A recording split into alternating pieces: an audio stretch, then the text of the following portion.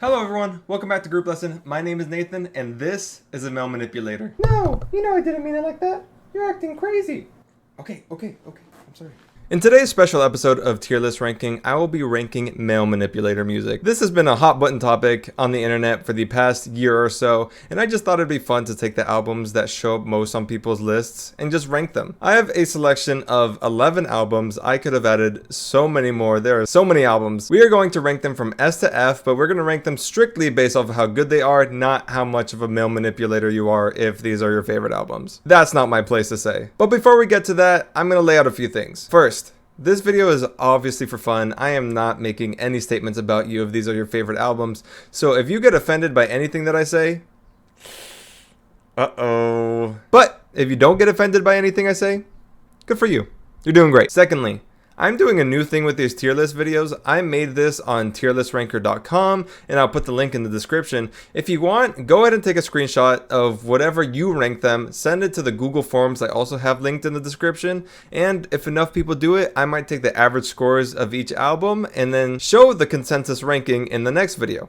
But I do have the reach of a college lecture hall, so that might not happen, but if it does, I'll show it in the next video. Third, why are these considered male manipulator albums? I have a couple theories. First, there's the stereotype of rate your music taste, where people think that they need to like an album because it's cool to. And because of this, and if you're on online music discourse at all, you will see people that are created from this way of thinking that they think that their music taste is better than yours and yours sucks. Or on the flip side, you have people, especially on TikTok, that define themselves by the music they listen to and think that they're better than their fellow man and should be applauded more because they listen to music made by women. And they will remind you every single time. I think it's really funny that I dress like this and give off like a tough sort of thing going on. And then I cry to Phoebe Bridgers in the shower and I listen to C Rose and Boy Genius. Third, a lot of these albums, especially on this list, are created by men in very emotional and vulnerable ways, talking about addiction, substance abuse, depression, anxiety, things like that. Which, as a man, you should absolutely speak about those things as vulnerably as possible. More people should be doing that. But with these ideas being spoken about from a band that's very cool to like, put in a tight 40-minute album, the ideas sometimes get a little lost. Boys are not going to pick up a book about their emotions. Children yearn for Radiohead. Because of this, young men tapping into self-awareness for the first time causes them to declare themselves more emotionally aware and emotionally intelligent than everyone else. Like, everyone else is down here and they're up here when it comes to emotional intelligence. Which, yes, in that journey from some piece of media they might have consumed, they did rise. They just rose to the bare minimum. I mean, look at Morrissey. He wrote all of these beautiful songs. He's annoying as shit. Is it always this serious? No.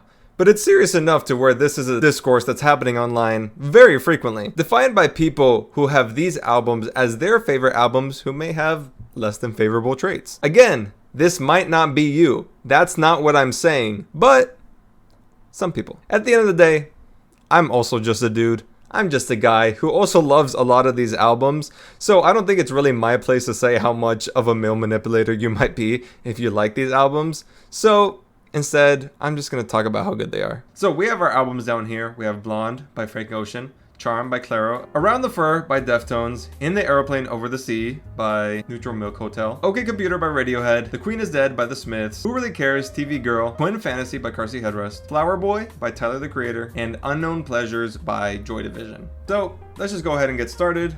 With Blonde by Frank Ocean, I'm going to go ahead and put this in the S tier to start off with. I love this album so much. Much has obviously been said about this album. At this point, everyone has sung his and its praises, and this is seen as his magnum opus. The alternative R&B of all time. Do I agree with that assessment? Maybe. This album has some of my favorite songs of all time. Siegfried is just an incredible listen through and through when I first listened to it to now. And that goes for the entire album as a whole. There's a reason for Frank Ocean not having been putting out any projects at all ever since they came out, and people still talk about him heavily and still listen to his music. He is always in headlines, and this is the reason, because he created something so special. And because of that, straight off the bat, we are putting something in the S tier. And before we start off, I just want to kind of go through the S through F rankings. So S is like perfect. Like this is bar none. A is almost perfect. B is great, amazing. C is like good. D is meh. And F is bad. Just putting that out there. Next, we have Charmed by Clairo, and I'm gonna go ahead and put this at the B tier.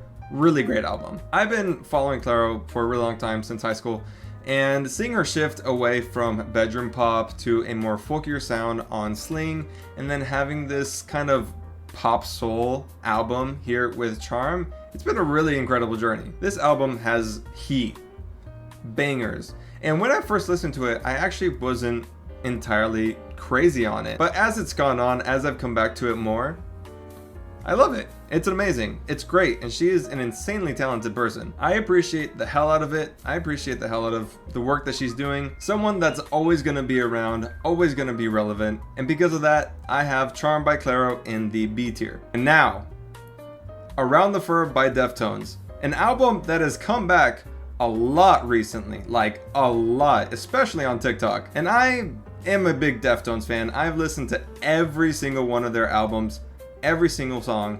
So with that being said, I am gonna put this on the B tier. Again, great album. I love them. Don't get me wrong. I obviously wouldn't love them if I haven't listened to every single one of their projects. I've played this album to death, and it's still going on the B tier. Maybe it's just how Deftones fans act online that make me hesitate, or maybe it's just that I think this album has some pretty insane highs and kind of middling lows, so I think it just averages out. And especially when I first listened to this album, I thought it was perfect. But again, with a lot of albums on this list, as time goes on, I kind of just fall a little down from it. I love them, but in comparison to other albums in their discography and other albums on this list, it stays in the B tier. Now we have In the Aeroplane Over the Sea. And when I first listened to this album, I really wasn't expecting to like it. And now, having listened to this album over and over again at this point, I wasn't expecting to like it this much. In fact, it is going straight into the S tier, not only, but I also bought it on vinyl because it was $18 at Barnes & Noble and I had a $5 gift card, so maybe I'm part of the problem. No notes, no skips. It's amazing from start to finish. Not a sound that I'm particularly used to or something that I tend to like. Folk is just something I haven't delved into too much that I'm looking to dive into more. But regardless of all of that, I loved it a lot. And it is very obvious why this has gained such popularity and a cult following that is still so prevalent to this day. It is personal, it's emotional, it can be tongue-in-cheek at times, and really looking into some of the meanings of the songs and lyrics, it's just beautiful. I love the folk aspects, I love the slacker aspects. It's very lo-fi at some points, but it still shines through as a very good and cohesive album. And because of that, it lands on the S tier. So, we move on to OK Computer by Radiohead. Funnily enough, this might be the hottest take of this video because I'm going to be putting it in the A tier. I think I might need to give it another listen, or maybe I just think I need to force myself to give it another listen because maybe I didn't get it as much the first time. And I loved it. I loved it. I see why people think it's so special. It's emotional, politically poignant. The production and instrumentation are insane. Vocals too. But my God. You would think by how some people talk about this album that Jesus himself delivered Tom York and taught him the art of songwriting. I get it. I get it! This album is good! And maybe it's just people ramming it down my throat where I think I need to listen to it again. Maybe it just lands on A, you know. I even considered putting it on B, but I thought, after listening to more, I thought it deserved A. Next, we have The Queen is Dead by The Smiths. I completely forgot to write notes for this one. Okay. I think I would also put this in A tier. Yeah. Now, I was very Smiths adverse up until listening to this album because of a lot of the conversation around Morrissey and people who love the Smiths so much. But because of that, when I listened to it, I was very surprised at how much I liked it. And maybe I shouldn't be surprised. This hasn't always been such a great and revered album, but I loved the songwriting so much.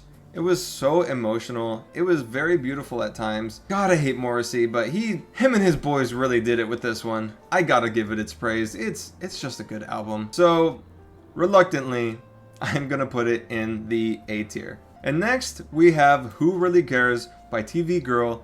And this is gonna be a hard one for me, but I am gonna put it in the D tier. Not Allowed, to this day, 6 years plus after hearing it, is still one of my, and in my opinion, one of the best songs ever created. But why do I have this in D tier?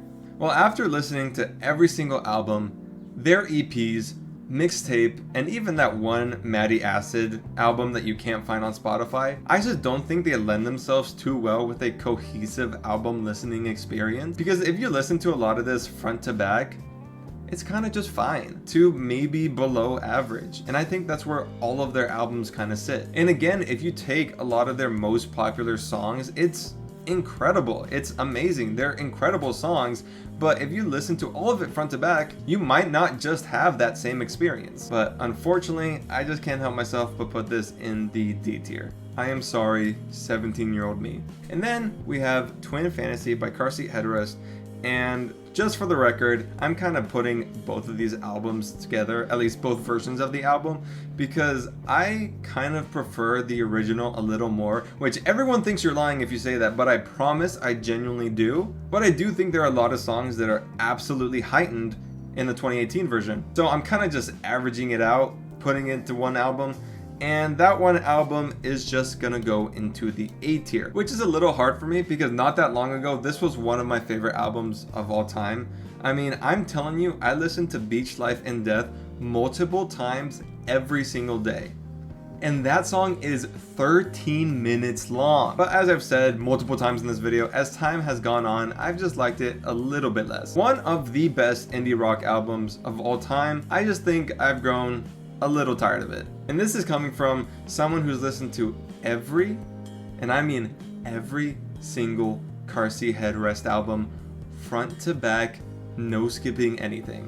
So I mean this when I say that I love this band. And maybe that's just where the slight sourness lies, overconsumption. And then next, we have Flower Boy by Tyler the Creator, and I think this album is good. It's just not insanely my thing, so I'm gonna go ahead and put this on the C tier. I saw this album on more lists than Igor, which I think is really surprising. And this is a big tonal shift for Tyler the Creator from a lot of his previous albums, which is obviously good. But because of that, it's great, not as refined, and that's why it lands on the C tier. Coming from an extremely talented producer, artist, instrumentalist. And I just don't think that he could quite do it yet. And lastly, we have Unknown Pleasures by Joy Division.